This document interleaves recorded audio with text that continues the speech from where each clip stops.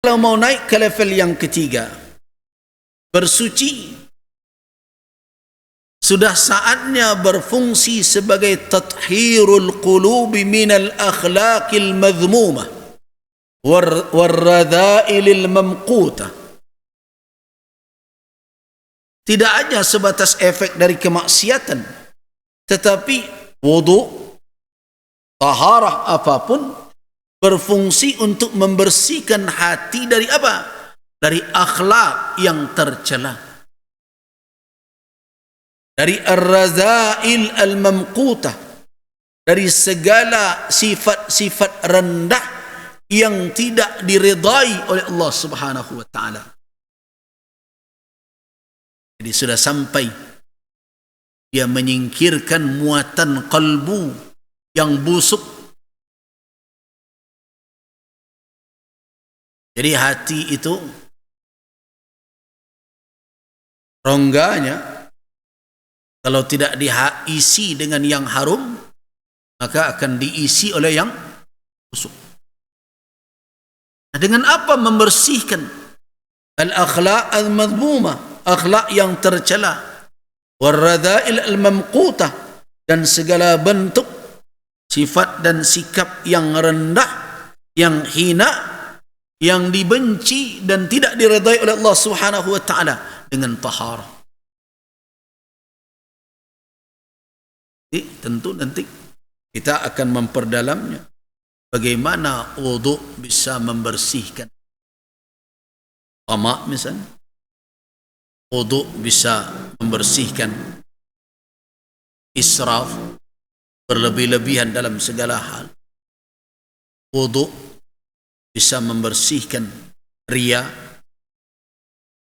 Nah, kalau sudah sampai ke tingkat itu, bukan hanya dosa yang akibat dari perbuatan maksiat saja yang terhapus karenanya, tapi sudah sampai kepada berbagai akhlak yang ada yang menghuni kalbu, yang menyingkir, yang hilang darinya karena taharah, berarti orang tersebut sudah meningkat ke level yang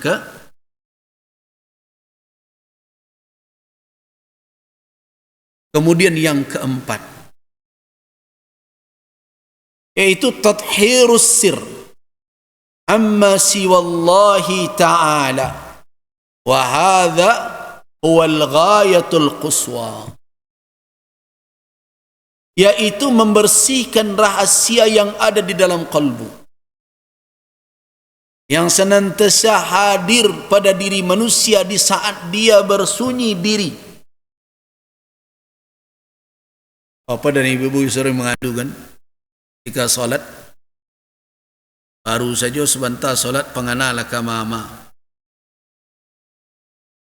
Tadi balenong mencari kunci, tak terkena di mana letaknya. Baru saja takbiratul ihram, di sudut lemari rupanya petang teletan. Itu apa penyebabnya? Karena rahasia kita tidak bersih. Kapan sir itu hadir? Ketika kita berlengang-lengang. Jika lawak wa manuang surang, bermunajat dengan Allah, anan takananan hadir. Nah, itulah nama menggaduh taruh di dalam sir awak. Sehingga ketika dan tersimpan di dalam kalbu itu banyak hal-hal yang lain yang membuat hati kita menyangkut dengannya. Nah, dia akan hadir di saat apa? Di saat kita membutuhkan kalbu kita hanya menghadap kepada Allah Subhanahu wa taala dan satu menumpang ku tiba belum. Nah, sekarang bersihkan segala itu. Ya, ini bukan pekerjaan ringan. Kenapa? Karena awakku, hati awakku penganayati. Bukan penganayati ke produksi. Penganayati ke urusan dunia. Di boyko tersangkut lu situ. Datang nama daliko ketujuh pula. Dan itu masuk ke dalam hati sadoknya.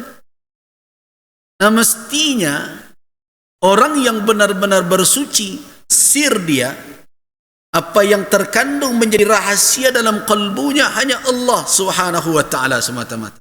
Sehingga ketika dia bersunyi diri dengan Allah, di dalam salatnya, di dalam munajatnya, di dalam doanya, segala hal itu tidak singgah dan tidak hadir. Kenapa? Karena sirnya itu hanya Allah. Jadi makna bersuci yang paling tinggi yang dikatakan sebagai al-ghayatul quswa, yang merupakan tujuan tertinggi dari bertaharah, adalah membersihkan rahasia batin kita itu dari apa saja selain Allah Azza wa Jalla, sehingga ketika kita berhadapan dengannya, yang lain tak satu menumpang. Kalau menyangkut ke mana-mana, akhirnya menjadi simpanan di dalam kalbu, mengisi relung kalbu yang paling dalam. Di saat kita membutuhkan kekhusyukan hanya kepada Allah saja, dia muncul, dia hadir. Nah, itulah tingkat yang terakhir. Orang yang memiliki kalbu seperti ini, ketika dia berdiri untuk melakukan salat Allahu Akbar, dia tidak sulit menghadirkan kekhusyukan. Tapi kalau tidak sampai ke tingkat ini, payah. Sehingga adolon hendak mengerti cara solat 7 kali kadang takbirnya. Serupa orang Syiah. Allah. Allah. Ulang ni lihat. Ketika ditanya, apa kok berulang-ulang tu mana? Oh, khusyuk lebih. Apa penyebabnya? Ketika ditanyakan kepada para ulama, dia tidak sempurna dalam berwuduk. Jawabannya model itu ya. Sempurnaan yang tidaklah sembe biaya. Mencuci wajah sadonya dah don tinggal. Membasuh tangan lah berkhusuk, selalu jari kuku lah disiram. Apa lain nak sempurna? Ternyata yang dikatakan oleh ulama tidak sempurna itu apa? Ibadah taharahnya itu mungkin hanya dalam bentuk tathhir al-jawari, atau hanya malah dalam batasan tathhiruz zahiri minal ahdasi wal anjasi wal fudalat, membersihkan zahir dari hadas, dari najis, dari segala kotoran yang berlebih dari tubuh. Ya, kalau sampai di situ, di mana kesempurnaan? Nah, karena itu perlu kita meningkatkan kualitas ibadah kita, sehingga dia tidak hanya sebatas amalan lahiriah semata. Sekali lagi, kita kembalikan kepada pembicaraan awal kita. Wa Allah Subhanahu wa ta'ala ketika mensyariatkan suatu ibadah, wara, di belakang syariat itu ada maksud yang menjadi tujuan untuk apa syariat itu diturunkan. Jadi Allah suruh kita bertaharah, pasti ada maksudnya. Allah suruh kita berdiri salat, ada maksudnya. Nah, itulah yang direnungi oleh para ulama. Apa maksud Allah menyuruh saya membasuh ujung-ujung anggota tubuh ini? Kalau hanya perkara membersihkan lahiriah, terkadang saya sudah mandi, sudah pakai sabun, dibawa dari berbagai tempat, higienis, kalau perlu dibawa ke mikroskop, tidak ada bakterinya lain. Setelah itu, ketika kita tidak berwuduk saat akan salat, kenapa Nabi katakan la yaqbalullah, Allah tidak menerima salat seseorang kamu idza ahdas, apabila dia berhadas, hatta yathura. Maksudnya ini tahur apa? Nah, ketika Allah katakan dalam Al-Quran bahwa air itu bukan hanya sebagai tahir, tetapi Allah katakan tahura. Perhatikan ayat Allah Subhanahu wa ta'ala.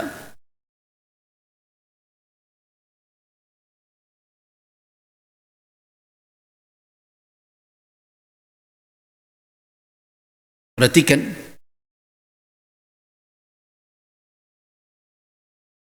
Wa huwa alladhi arsala ar-riyaha bushran bayna yaday rahmatihi wa anzalna minas samaa'i ma'an tahura.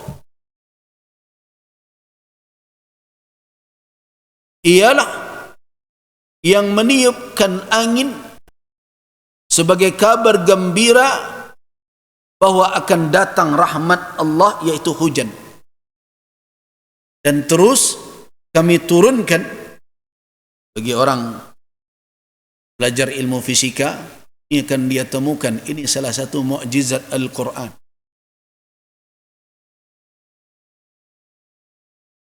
Angin kemudian menggerakkan awan pada tempat tertentu dalam kepadatan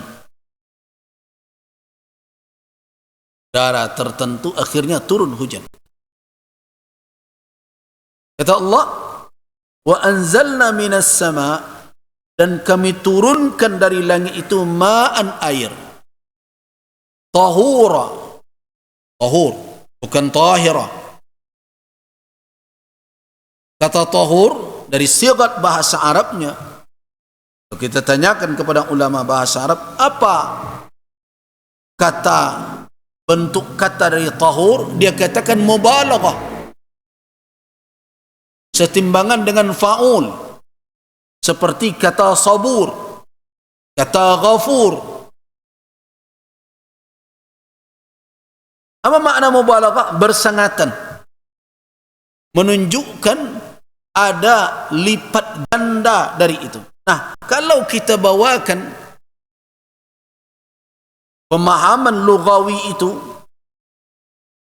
dari ayat tersebut, ma'an tahura, yaitu air yang memiliki efek berlipat ganda dalam memberikan kesucian. Kira apa itu makna? Kalau tahira, kalau katanya tahira, mungkin adalah suci, bersih. Kalau menyucikan, cukup mutahhir. Tapi Allah katakan ta'birnya tahura. Dari sisi bahasa Arab, tahur mubalaghah, bersangatan. Artinya lipat ganda peran dan fungsi. Karena itu sabur, maha penyabar. Ghafur, maha pengampun. Kenapa bukan hanya pengampun saja? Karena lafaznya ghafur. Salah satu asma Allah ghafur.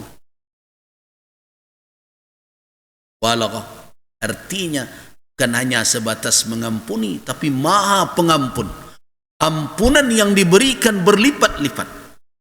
Nah, kalau air itu dikatakan tahur, berarti air itu tidak hanya sebatas membersihkan yang lahir, tapi memberikan efek yang berlipat ganda untuk kebersihan. Nah, membersihkan apa lagi? Nah, disinilah terlihat. Ternyata dia memberikan fungsi maknawi. Apa fungsi maknawinya? Yang pertama, menghilangkan hadas. Hadas suatu yang terlihatkah? Tidak. Berbeda dengan najis. Hadas sesuatu yang tidak terlihat secara kasat mata. Seorang ketika buang angin, seperti dia berhadas. Ketika dicari anginnya kemana? Entahlah, sudah terbang. Terus apa yang kotor? Secara lahiriah tidak terlihat. Tetapi secara batinnya dia berhadas. Ketika kita disuruh membasuh bahagian anggota tubuh kita, malah yang dibasuh bukan tempat keluar angin. Nah, berarti ada peran dan fungsi yang secara kasat mata kita bisa mengatakan tidak menyambung. Tidak menyambung. Secara kasat mata orang mengatakan tidak ada hubungan sebab akibat. Mangkuk nang keluar di belakang dan dimasuh dan dimungkuk. Nah, inilah yang dikatakan dengan peran tahur tadi. Menghilangkan tidak hanya sebatas yang tampak secara lahiri, tapi juga yang maknawi. Cuma maknawi yang kita tangkap selama ini hanya sekedar menghilangkan hadas. Nyata itu masih dalam level dasar. Nah, kalau bisa hendaknya taharah kita itu sampai ke tingkat menghilangkan apa yang menjadi penghuni hati selama ini. Apa itu?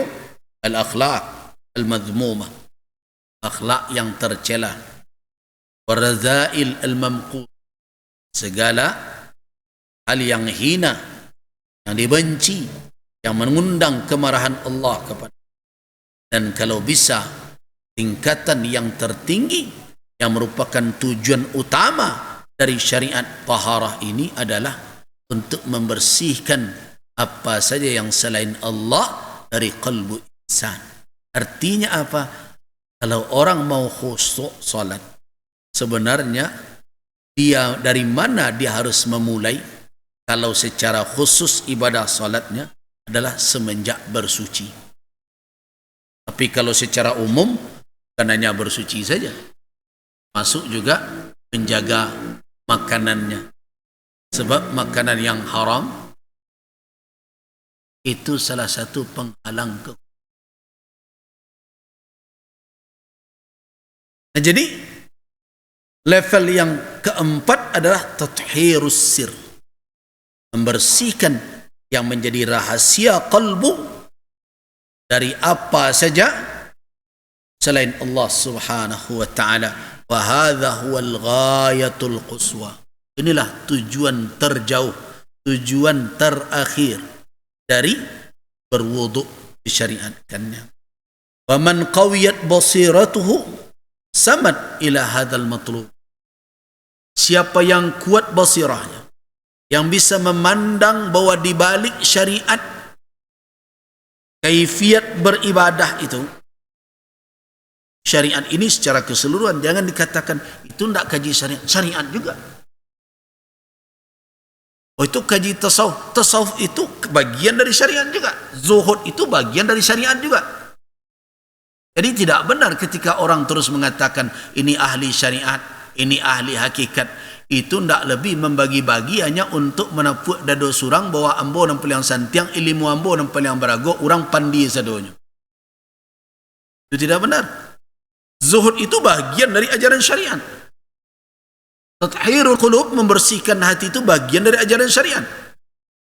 Mencari kekhusukan bagian dari ajaran syariat. Jadi jangan dibatasi syariat ini hanya dalam perkara amal jawarih, amal anggota tubuh. Sama dengan fikih. Fikih jangan hanya dibatasi pada amal, pada amal lahiriah. Karena itu sudah pengertian yang sudah mengerucut. Sedangkan di awal fikih itu mencakup kajian ilmu akidah, mencakup kajian ilmu akhlak, fikih juga. Makanya Imam Abu Hanifah ketika menulis kitab Al-Fiqhul Akbar, dia beri judul Fikih Akbar, fikih yang terbesar. Apa isinya? Perkara tauhid, perkara akidah, perkara menjaga jangan sampai tersesat dalam perjalanan.